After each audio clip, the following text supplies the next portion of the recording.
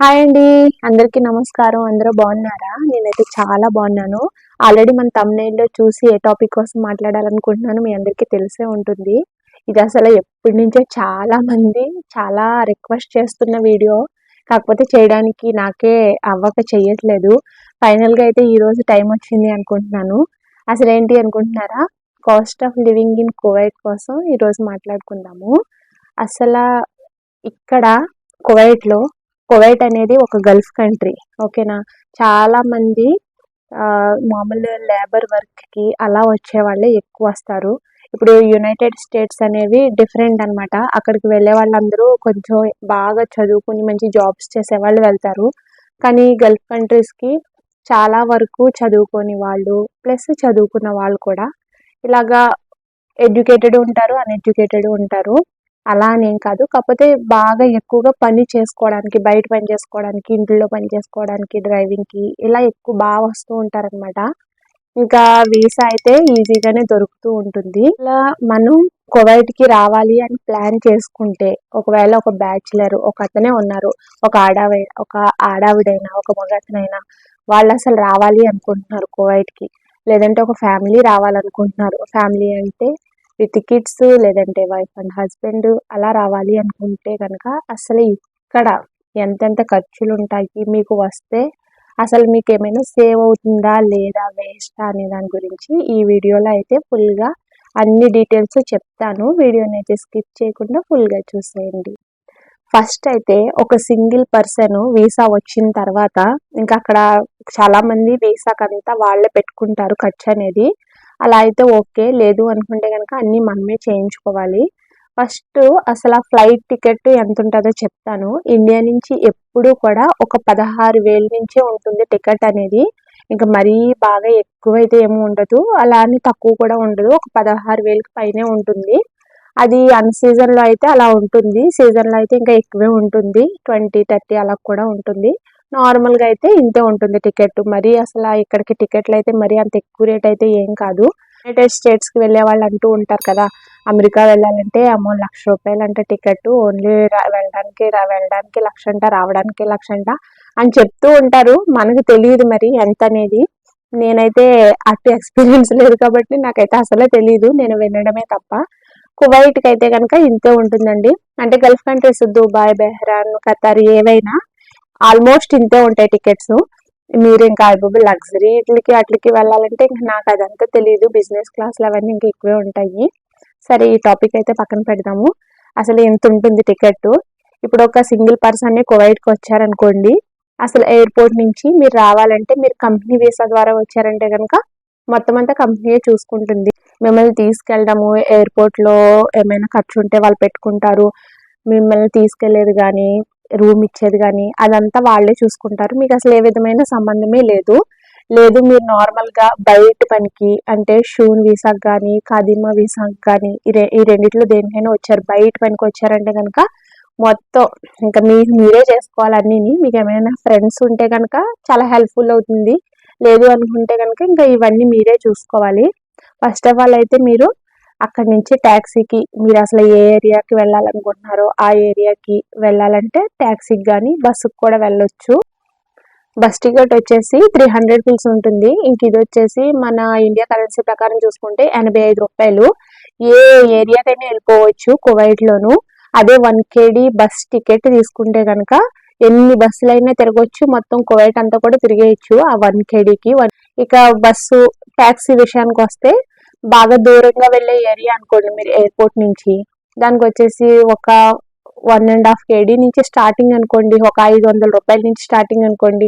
ఇంకో మెయిన్ విషయం కోసం మాట్లాడుకుందాము. ఇదేంటంటే అసలు ఇక్కడికి వచ్చిన తర్వాత మనకి ఎక్కడ ఉండాలి అనేది మనకి అసలు ఇక్కడ అసలు ఎక్కడ ఉండాలి, మనం ఎక్కడ స్టే చేయాలి, ఫస్ట్ ఆఫ్ ఆల్ అయితే రూమ్ వెతుక్కోవాలి.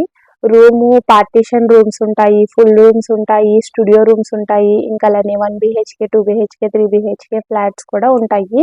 మీరు ఏదైనా మీ ఇష్టం. మీరు మంచి జాబ్ పరంగా వచ్చారు అంటే కనుక దాన్ని బట్టి మీరు చూస్ చేసుకొని వెళ్ళాలి. లేదు మీరు జాబ్ వెతుక్కునేలాగా వచ్చారైతే కనుక మీరు ఫస్ట్ పార్టీషన్ కానీ సింగిల్ రూమ్ చిన్నది బెడ్ స్పేస్ అలా ఉంటాయి. అలాంటివి తీసుకొని అందులో ఉంటే చాలా బెటర్ అసలు సింగిల్ పర్సన్ వస్తే. అవి వచ్చేసి 35 కేడీ 40 కేడీ అలా ఉంటాయి. అంటే 9 to 12,000 వరకు ఉంటుంది రెంట్, చూస్ చేసుకునే దాన్ని బట్టి.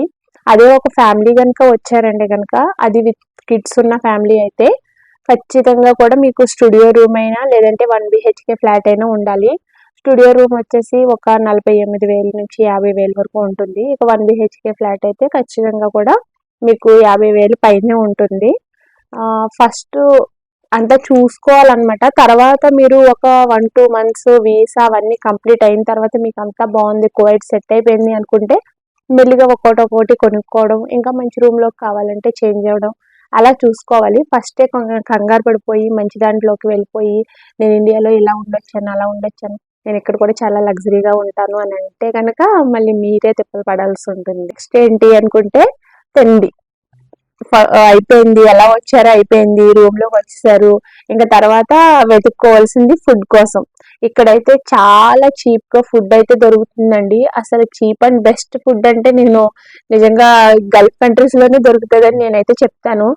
చాలా బాగుంటది ఫుడ్, మంచి క్వాలిటీ ఉంటుంది. అసలు అంత ఆయిలీగా లేదంటే నిన్నటి ఇవాళ చేసేయడం అలా ఏమి ఉండదు. ఎప్పుడు ఫుడ్ చెకింగ్స్ బాగా జరుగుతాయి. ఇక్కడ ఫుడ్ అయితే మాత్రం నెంబర్ 1 ప్లేస్ లో అయితే ఉంటదండి. ఎప్పుడు చాలా బాగుంటుంది. ఇక మీరు ఇంట్లోనే చేసుకొని వంట పెట్టుకోవాలి అనుకుంటే కనుక బ్యాచులర్ గా ఉన్న వాళ్ళకైతే ఒక 25 కేడీల నుంచి 30 కేడీల వరకు అవుతాయి. అంటే ఒక 7,000 నుంచి 10,000 అలా అనుకోండి. ఫ్యామిలీ అయితే కనుక ఖచ్చితంగా ఒక 70 కేడీల నుంచి 90 కేడీల వరకు అవుతాయి. అంటే ఒక 20,000 నుంచి 25,000 వరకు అనుకోండి. అది కూడా మీరు ఖర్చు చేసుకునే దాన్ని బట్టి. అంటే మేము కూడా ఇక్కడ ఉంటున్నాము, మేము కూడా ఫ్యామిలీ ఉంటున్నామంటే మాకు కూడా ఉజ్జాయింపుగా ఇంత అవుతుంది అని తెలుస్తుంది కదా. మాకు కూడా ఒక 80-90 కేడీల వరకు అవుతుంది. అంటే 25,000 వరకు అనుకోండి. ఇంకా మరీ రెస్టారెంట్స్ కి అక్కడికి ఇక్కడికి వెళ్ళిపోయి బాగా ఖర్చు చేసేసుకుంటే 100 కేడీలు అయినా క్రాస్ చేసేస్తాము. తగ్గించుకుంటే లిమిట్స్ లో ఉంటే కనుక నేను చెప్పిన ప్రకారం సరిపోతుంది. ఇంకెక్కడ పెట్రోలు, గ్యాస్ ఇవి అందరికీ తెలిసిందే. దీని వల్లే కువైట్ అనేది ఎంత రిచ్ కంట్రీస్ ప్లేస్ లో ఉందనేసి. గ్యాస్ వచ్చేసి 750 ఫిల్స్ ఉంటుంది. మన ఇండియా కరెన్సీ ప్రకారం 200 రూపాయలు. ఖచ్చితంగా ఒక గ్యాస్ సిలిండర్ తీసుకుంటే 2 months గ్యారంటీగా వచ్చేస్తుంది. బాగా ఎక్కువ వంటలు చేసేసుకుంటే 1 month 15 days కి అలా వస్తుంది. లేదంటే 2 months అయితే గ్యారంటీ. గ్యాస్ కి పెట్రోల్ కి అయితే ప్రాబ్లం ఏమీ లేదు. ఇప్పుడు తిండి అన్ని అయిపోయినాయి కదా, దాని తర్వాత ఇంకా మెయిన్ గా గుర్తొచ్చేది ఏంటి అంటే హాస్పిటల్. ఇక్కడ హాస్పిటల్ కి గవర్నమెంట్ కి అంటే మీకు వీసా వచ్చే వరకు కూడా మీరు గవర్నమెంట్ హాస్పిటల్ కి వెళ్ళడానికి ఉండదు. ఒకవేళ మీకు వీసా అంతా అయిపోయింది, కంప్లీట్ అయిపోయింది, సివిల్ ఐడి అనేసి మనకి సేమ్ ఆధార్ కార్డ్ లాగా ఉంటుంది కువైట్ లో. అది మ్యాండటరీ అనమాట ఇక్కడ ఉండే వాళ్ళందరికీ. అది కనుక మీరు చూపిస్తే హాస్పిటల్ కి, గవర్నమెంట్ హాస్పిటల్ కి వెళ్ళొచ్చు. ఇక్కడ గవర్నమెంట్ హాస్పిటల్స్ ఏంటంటే మరి టాబ్లెట్స్ ఇచ్చేయడము, ఎక్కువ టెస్టులు చేసేయడము మన ఇంటి దగ్గరలాగా అవన్నీ చేయరనమాట. నార్మల్ గా చూసేసి టాబ్లెట్స్ కొంచెం తక్కువగా ఇచ్చేస్తారు. దీనికి దగ్గరగా ఒక 2,500 నుంచి అలా అవుతుంది. 2,500 నుంచి అవుతుంది, ఒక 5,000 వరకు అనుకోండి. అంత కూడా అవ్వదు. స్టార్టింగ్ అయితే కనుక 2,000 ఉంటుంది మొత్తం కన్సల్టింగ్ టాబ్లెట్స్ అంతాని. అదే ప్రైవేట్ హాస్పిటల్ అనుకోండి, మోస్ట్లీ అందరూ కూడా ప్రైవేట్ హాస్పిటల్ ని చూస్ చేసుకుంటారు. ఎందుకంటే అక్కడ బ్లడ్ టెస్ట్లని, ఎక్స్రేలని ఇవన్నీ చేస్తారు కదా. మనకి కొంచెం ఏదైనా వచ్చేటప్పటికి ముందే భయం పట్టేసుకుంటది కదా, అసలు ఏమైపోయిందో ఏంటో, ఇలా ఉంది అలా ఉంది అని. ఒక టెస్ట్ చేసుకుంటే గొడవ ఉండదు కదా అని అందరూ కూడా ప్రైవేట్ హాస్పిటల్ ని ఎక్కువగా చూస్ చేసుకుంటారు. ప్రైవేట్ హాస్పిటల్స్ లో అయితే స్టార్టింగ్ కన్సల్టింగ్ కే మనకి 2,500 ఉంటుంది. ఇంకా తర్వాత టాబ్లెట్స్, ఎక్స్రేస్, టెస్ట్లు ఇంకా అవన్నిటికి చూసుకుంటే లాస్ట్ కి ఒక 10,000 అయినా తేలిపోతుంది ప్రైవేట్ హాస్పిటల్ కి వెళ్తే. అంటే హాస్పిటల్ కంటే రోజు వెళ్ళిపోం కదా, ఎప్పుడో మనకి బాగా బాగాలేదు ఇంకా అసలు మన వల్ల కావట్లేదు అనుకున్నప్పుడు వెళ్తాం కాబట్టి 10,000 అలా ఖర్చు చేయడంలో తప్పేమీ లేదు. దాని గురించి అయితే ఏమి టెన్షన్ అయితే తీసుకోకండి. ఇండియాలో కూడా ఇప్పుడు ఏం తక్కువ లేవు. కన్సల్టింగ్ 2,000, 3,000 అవి కూడా నడుస్తున్నాయి. నేను మొన్న వెళ్ళినప్పుడు చూసాను. ఇక్కడ కూడా ఇంకా అంతే ఉంటుంది, మరి అంత ఎక్కువ కాదు. కాకపోతే అక్కడి నుంచి వచ్చిన వెంటనే కొంచెం ఇవన్నీ డైజెస్ట్ చేసుకోవడానికి టైం పడుతుంది, అంతే తేడా, ఇంకేం లేదు. అయ్యో, నేను ఇంకో విషయం చెప్పడం మర్చిపోయాను. ఆ రూమ్ లో ఉండడం వరకు ఓకే. ఇక్కడ కరెంట్ బిల్ ఎలా ఉంటుందని చాలా మందికి డౌట్ ఉంటుంది కదా. ఇక్కడ చాలా వరకు న్యూ బిల్డింగ్స్ లోను లేదంటే కొంచెం న్యూగా ఉన్న బిల్డింగ్స్ లో కూడా కరెంట్ బిల్స్ అవైతే ఉండవు. చాలా పాతగా ఉండే బిల్డింగ్స్ అలాంటి వాటిలో రెంట్ అయితే తక్కువకి ఇస్తారు. ఎందుకంటే వాళ్ళు కరెంట్ బిల్ మనం పే చేసేలాగా అన్నట్టుగా రెంట్ తక్కువ తీసుకుంటారు. ఎట్టి పరిస్థితుల్లో కూడా కరెంట్ బిల్ మీరు పే చేసేదానికి వెళ్ళకండి. ఎందుకంటే అది ఎంత వస్తుంది అనేది చెప్పలేము. 5 కేడీల, 10 కేడీల, 15 కేడీల అంటే ఒక 1000 పైనుంచే అనమాట. అది కూడా మనం ఖర్చు చేసుకోవాలి అంటే ప్రతిదానికి కరెంటు వాడితే దీనికి ఖర్చు అవుతుంది, ఇంత వస్తుంది అంత వస్తుంది అని భయపడతా ఉండాల్సి వస్తుంది. దాని బదులు మంచి బిల్డింగ్స్, కొత్త బిల్డింగ్స్ లోకి వెళ్ళారనుకో రెంట్ ఉంటది. మరి ఒక దాని మీద పాత దాంతో చూసుకుంటే ఒక 20 కేడీలు అలా ఎక్కువన్నా. మీకు ఇక్కడ మెయిన్ ఏంటంటే కోవైట్ లో కాక్రోచెస్ ఉంటాయి అన్ని చోట్ల, ఫుల్ గా కాక్రోచెస్ అయితే మామూలుగా ఉండవు. కొత్త బిల్డింగ్స్ లోకి వెళ్ళారంటే కనుక కాక్రోచెస్ ది ప్రాబ్లం ఉండదు. ఎందుకంటే ఫస్ట్ లో మేము ఫేస్ చేసాం కాబట్టి నా ఎక్స్పీరియన్స్ బట్టి చెప్తున్నాను.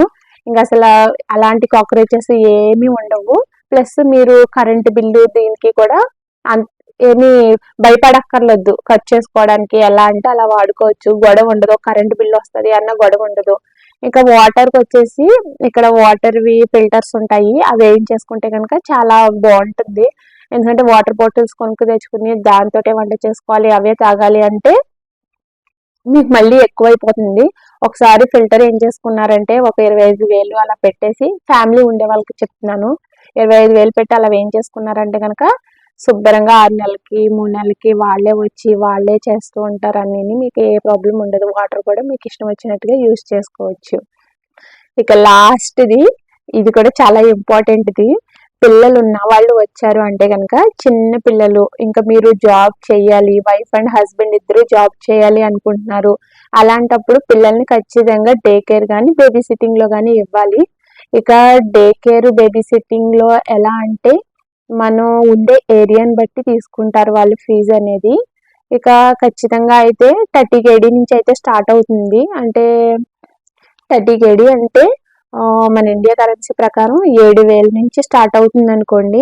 ఒక 50 కేడీల వరకు కూడా ఉంటుంది. అంటే ఒక 10,000 పై వరకు కూడా ఉంటుంది ఆ ఫీజు అనేది. మనం చెప్పలేము ఇంత ఉంటుంది, కరెక్ట్గా అంతే ఉంటుందని. ఇక మేముండే ఏరియాలో అయితే కనుక 30 కేడీనే ఉంటుంది. అంతకు మించి ఎక్కువైతే ఎక్కడా లేదు. ఎందుకంటే నేను దన్నుని ఆల్రెడీ మొన్నటి వరకు బేబీ సిట్టింగ్ లో ఇచ్చేదాన్ని కదా, అంతే పే చేసేదాన్ని. ఇక కొంచెం పెద్దవాళ్ళు, స్కూల్కి వెళ్ళే పిల్లలు, ఎల్కేజీ, యూకేజీ అలా ఫస్ట్ క్లాస్ ఉన్న పిల్లలు అయితే కనుక వాళ్ళకి స్కూల్ ఫీజు వచ్చేసి ఒక 400 అలా ఉంటుందండి. అది కూడా స్కూల్స్ ని బట్టే. నేను ఇప్పుడు ఏ విషయం చెప్పినా కూడా గుర్తుపెట్టుకోండి, మనం ఎంచుకునే దాన్ని బట్టే ఏదైనా. పిండి కొద్దే రొట్టె అంటారు కదా, ఆ టైప్ లోనే. ఇప్పుడు స్కూల్ మీరు కొంచెం మన ఇండియన్ స్కూల్స్ కొంచెం తక్కువ రేట్లో, అంటే తక్కువ ఫీజులు ఉండేవి అలాంటి దాంట్లో వేసుకున్నారనుకో ఫీజు దానికి తగ్గట్టుగా ఉంటది.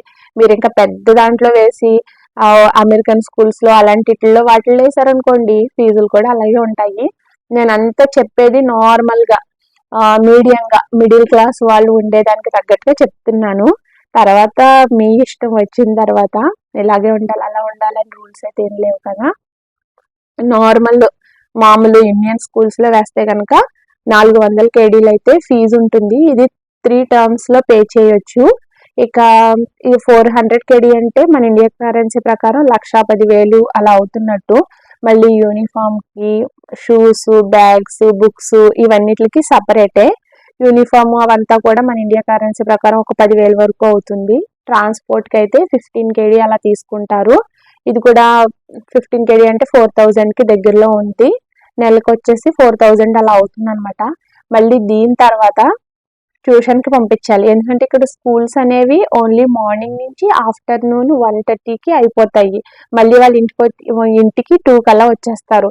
వాళ్ళు వచ్చేసిన తర్వాత ఎక్కడ ఉంటారు అయితే మీరు మెయిడ్ పెట్టుకోవాలి, మెయిడ్ కి పే చేయాలి. మళ్ళీ మెయిడ్ పెట్టుకోవాలంటే ఒక 80 కేడీ 100 కేడీ అలా పే చేయాలి. ఖచ్చితంగా ఒక 15,000 నుంచి 20,000 వరకు పే చేయాలి. దాని బదులు మెయిడ్ పెట్టుకునే బదులు మీరు ట్యూషన్ పంపించారనుకో పిల్లలకి చదువు చక్కగా అక్కడ నేర్చుకుంటాకే ఉంటుంది.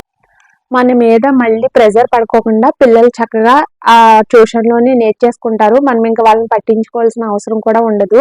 ఈ ట్యూషన్ ఫీజు కూడా వచ్చేసి ఒక 20 కేడీలు అనుకోండి, 20 కేడీలు ఉంటుంది, లేదంటే 30 కేడీలు ఉంటుంది, 15 కేడీలు కూడా ఉంటుంది. ఇది వాళ్ళు ఉండే ఏరియా, అది కూడా ఆ టీచర్ తీసుకునే దాన్ని బట్టి ఉంటుంది. ఖచ్చితంగా ఇంతే ఉంటుందని అయితే చెప్పను. కానీ ఒక 4000కి పైనుంచే ఉంటుంది ట్యూషన్ ఫీజు కూడాని. మనం చిన్న క్లాసులు అనుకోండి, అంటే వాళ్ళు ఎల్కేజీ, యూకేజీ, ఫస్ట్, సెకండ్ అలా లోయర్ క్లాసెస్ అయితే కనుక ఒక 4000, 5000 నుంచి ఉంటుంది. మరి అంతకంటే ఎక్కువైతే ఎవరు పిల్లల్ని ఇక్కడ ఇంటర్వ్యూకి అయితే పంపించాలి స్కూల్కి పంపించే ముందు. దానికైతే వాళ్ళకి ఏబిసిడీలు అవన్నీ కూడా కొంచెం ఎంతో కొంత బేసిక్ అయితే వచ్చి ఉండాలి. దానికోసం కూడా మీరు ప్లే స్కూల్కి అలా పంపిస్తే ఇది కూడా ఒక 30 కేడీలు, 40 కేడీలు అలా ఉంటుంది. ఒక 7-8 వేలు అంతే ఉంటుందండి ఫీజు పర్ మంత్కి వచ్చేసి. పిల్లల విషయంలోనూ ఫ్యామిలీ విషయంలో అయితే ఇలా ఉంటుందన్నమాట. ఇంత అవుతుంది వాళ్ళకి దగ్గరగా. ఇప్పుడు ఇంకో లాస్ట్ది ఏంటంటే చాలా మందికి అసలు ఇక్కడ వస్తే గనక ఎంత శాలరీ ఉండాలి, ఫ్యామిలీ వాళ్ళకి ఎంతైతే అసలు మనం సరిపోతుంది ఇక్కడ ఉండగలుగుతాము అనే క్వశ్చన్ అడిగితే గనక అలాంటి వాళ్ళకి నేను చెప్పేది ఏంటంటే ఒక 500-600 కేడీలు అనుకోండి ఒక హస్బెండ్ శాలరీ. వైఫ్ జాబ్ చెయ్యట్లేదు, ఇద్దరు పిల్లల్ని చదివించుకోవాలి అలా అనుకుంటే గనక ఒక 600 కేడీలు శాలరీ ఉంటే గనక వాళ్ళు చాలా హ్యాపీగా శుభ్రంగా అస్సలు ఇంకా తిండికి కానీ దేనికి డోకా లేకుండా అయితే కువైట్లో ఉండొచ్చు. 600 ఖచ్చితంగా 600, 500 అయినా సరే ఓకే. కాకపోతే అది అంతా మీ చేతిలోనే ఉంటుంది. మీరు సేవ్ చేసుకునే దాన్ని బట్టి, మీరు ఖర్చు చేసుకునే దాన్ని బట్టి మీరు అడ్జస్ట్ అవ్వాలన్నమాట ఏదైనాని. ఫ్యామిలీ వాళ్ళకైతే కనుక వైఫ్ హస్బెండ్ ఇద్దరు జాబ్ చేసేలాగైతే చక్కగా ఫ్యామిలీతో ఇక్కడ మంచిగా లీడ్ చేయొచ్చు, హ్యాపీ లైఫ్ని అయితే లీడ్ చేయొచ్చు. ఇది నా ఎక్స్పీరియన్స్ ప్రకారం నేను చెప్తున్నాను. ఒక 600 అలా శాలరీ ఉందంటే కనుక వైఫ్ జాబ్ చేయక్కర్లేదు, చక్కగా పిల్లల్ని చూసుకుంటూ ఆ 600లోనే చాలా అడ్జస్ట్మెంట్ చేసుకుంటూ హ్యాపీగా ఉండొచ్చు. నేనైతే కనుక నా ఎక్స్పీరియన్స్ బట్టి నేనైతే ఇవి చెప్పాను. ఇక నేను ఈ వీడియోలో చెప్పినవన్నీ కూడా ఇక్కడ ఇంత ఇంత ఉంటుంది ఉజ్జాయింపుగా అన్నట్టుగా ఏరియాలను బట్టి కూడా ప్రతిదీ కూడా చేంజ్ అవుతూ ఉంటుంది. కరెక్ట్గా ఇంతే ఉంటుంది అని అయితే ఏమీ లేదు. ఏదైనా కూడా మీరు సేవ్ చేసుకునే దాన్ని బట్టి ఉంటుందన్నమాట. ఓకేనా? వీడియో అయితే చాలా మందికి యూస్ఫుల్ అవుతుంది అనుకుంటున్నాను. మరొక మంచి వీడియోతో మళ్ళీ మీ ముందుకు వస్తాను. వీడియో నచ్చితే కనుక ప్లీజ్ లైక్ చేయండి, షేర్ చేయండి, అలానే సబ్స్క్రైబ్ చేసుకోవడం మర్చిపోకండి. Bye bye. నేనైతే ఈ వీడియో లాస్ట్లో అయితే ఒక సజెషన్ అయితే ఇవ్వాలనుకుంటున్నాను. అసలు నేను ఇక్కడ ఉండి 10 ఇయర్స్ నా ఎక్స్పీరియన్స్ ప్రకారం అయితే నేను చెప్పేది ఏంటంటే ఎవరైనా కూడా ఒక 100 కేడీలకి పైన శాలరీ లేకోకుండా ఎవరు కూడా రాకండి. చాలామంది 80కి, 60కి, 90కి అలా కూడా వచ్చేస్తారనమాట. చాలా తక్కువ, కనీసం ఒక 20,000 పైన శాలరీ ఉంటే అది కూడా ఇంట్లో చేసే వాళ్ళకి ఓకే పర్వాలేదు. అదే బయట కంపెనీలకి అలా వచ్చేవాళ్ళైతే కనుక ఖచ్చితంగా ఒక 150, 200 అలా శాలరీ ఉంటేనే రండి. ఎందుకంటే మీరు అలా అయితేనే కొంచెం ఏమైనా సేవ్ చేసుకోగలుగుతారు. లేదంటే ఇంత దూరం మీ ఫ్యామిలీని వదిలేసి ఇక్కడుండి మీరు బాధపడడం ఇది తప్ప అంత సేవింగ్ అయితే ఏమీ ఉండదు.